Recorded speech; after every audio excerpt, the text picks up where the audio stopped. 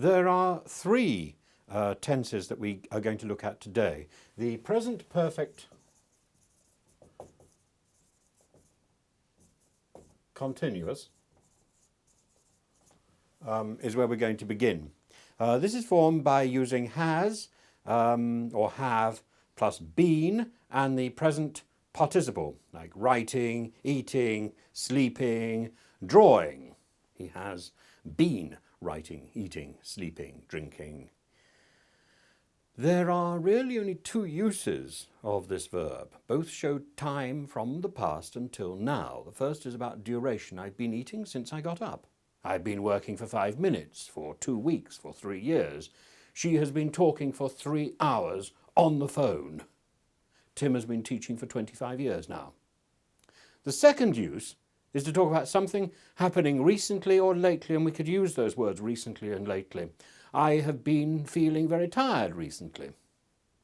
John has been feeling a bit depressed. Do you remember John and his dog and that rather suspicious drumstick in the last lesson?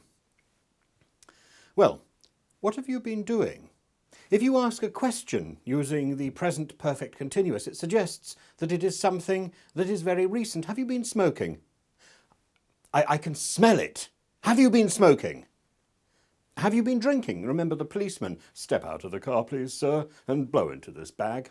Be careful of verbs like have and know, which cannot be used easily in the continuous. I have known him for 15 years. I've had this house since 2012.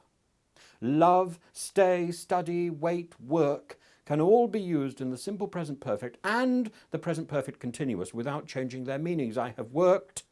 I have been working at the factory for 6 years now. Now we come to the simple past perfect. This is formed by had plus the past participle. Had studied, had worked, had ate, had slept, and so on. This is always about a completed action before something else in the past. I had never seen such a lovely house until I saw this one.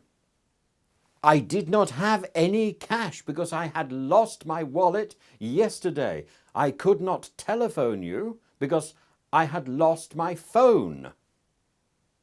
Tim knew Madrid because he had visited Spain several times in the 1960s. Or Tim did not know Madrid, although he had visited Spain several times in the 1960s. It's changed beyond belief.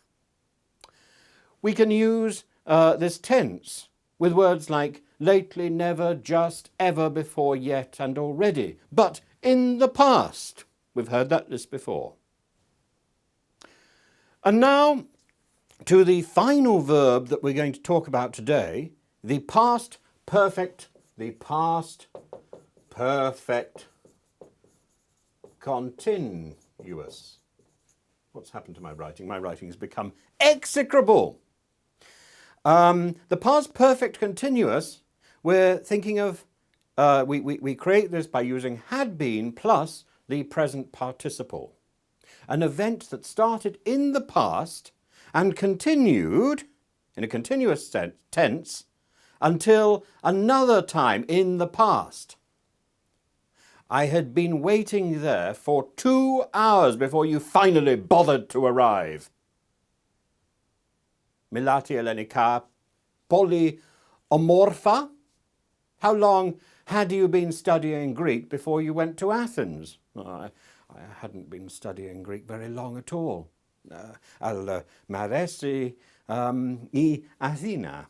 My first experience, incidentally, of living in Greece was looking after goats on a hillside. I did not learn a great deal of Greek from the goats, katsika, but I learnt some very colourful expressions from other goat herders that I spent quite a long time trying to forget. Now, so there are the three perfect tenses, and in the next class we're going to look at the future. So this is Tim.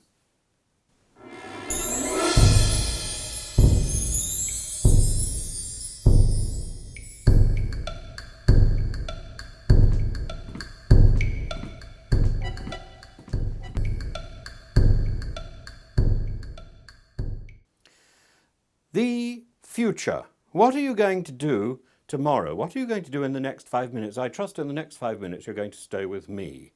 So, the future looks bright.